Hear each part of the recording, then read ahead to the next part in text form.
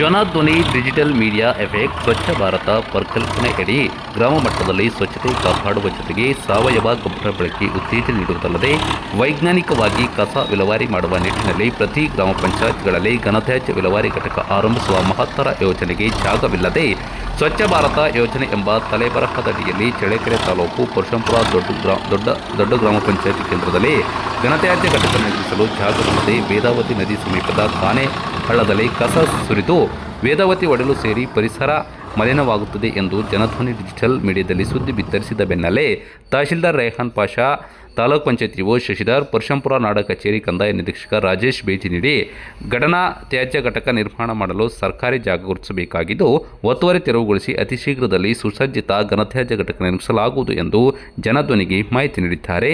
ಈ ಬಗ್ಗೆ ತಾಲೂಕ್ ಪಂಚಾಯತ್ ಇಒ ಶಶಿಧರ್ ಏನು ಹೇಳಿದ್ದಾರೆ ನೀವೇ ಕೇಳಿ.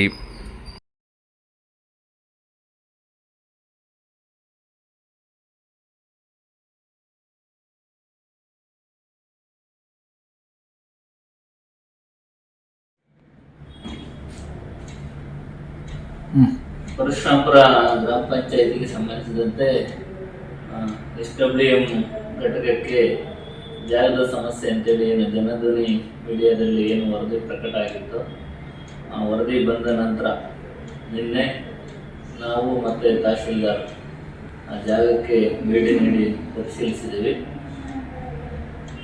97ನೇ ಸರ್ವೆ ನಂಬರಲ್ಲಿ ಈಗಾಗಲೇ ಪರಶುರಾಂಪುರ ಗ್ರಾಮ ಪಂಚಾಯತಿಗೆ SWM ಘಟಕ ಸ್ಥಾಪಿಸಲು ಈಗಾಗಲೇ ಭೂಮಿಯನ್ನು ಜಿಲ್ಲಾಧಿಕಾರಿಗಳು ಮಂಜೂರು ಮಾಡಿರ್ತಾರೆ. ಅದರದ್ದು ಪಾಣಿ ಸಹ ಈಗಾಗಲೇ ಆಗಿರುತ್ತೆ.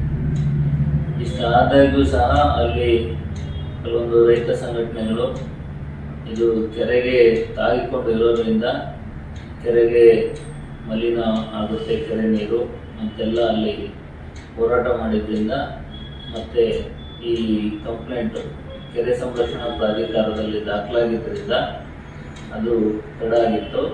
ಈಗ ಕೆರೆ ಸಂರಕ್ಷಣಾ ಪ್ರಾಧಿಕಾರದವರಿಗೆ ನಾವು ಮನವರಿಕೆಯನ್ನು ಮಾಡಿಕೊಟ್ಟಿದ್ದೀವಿ. ಏನಂದರೆ ಇದು ಕೇವಲ ಘನತ್ಯಾಜ್ಯವನ್ನು ಸಂಗ್ರಹಣೆ ಘಟಕ ಆಗಿರೋದ್ರಿಂದ ಅಲ್ಲಿ ಯಾವುದೇ ದ್ರವ ಕೂಡ ಕೆರೆಗೆ ಹೋಗೋದಿಲ್ಲ. ನಾವು ನಿಯಮದ ಪ್ರಕಾರ ಘನತ್ಯಾಜ್ಯ ವಿಲೇವಾರಿ ಘಟಕ ಅಂತಂದರೆ ಒಣ ಕಸವನ್ನು ಮಾತ್ರ ಸಂಗ್ರಹಣೆ ಮಾಡ್ತೀವಿ. ಯಾವುದೇ ಹಸಿ ಕಸವನ್ನು ನಾವಲ್ಲಿ ಸಂಗ್ರಹಣೆಯನ್ನು ಮಾಡೋದಿಲ್ಲ.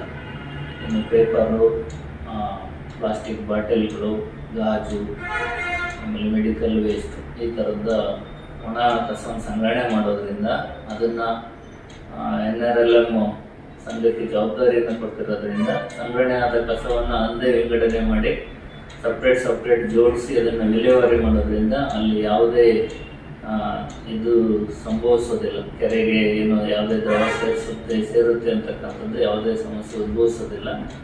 ಹಾಗಾಗಿ ನಿನ್ನೆ ಸ್ಥಳ ಪರಿಶೀಲನೆ ಮಾಡಿದಾಗ ನಮಗೆ ಮಂಜೂರಾಗಿರುವ ಜಾಗದಲ್ಲಿ ರೈತರು ಉಳುಮೆ ಮಾಡ್ಕೊಂಡಿರೋದು ಕಂಡು ಬಂದಿರುತ್ತೆ. ಹಾಗಾಗಿ ನಿನ್ನೆ ನಾವು ಮತ್ತು ತಹಶೀಲ್ದಾರ್ ಅವರು ಒಂದು ನಿರ್ಧಾರಕ್ಕೆ ಬಂದಿದ್ವಿ.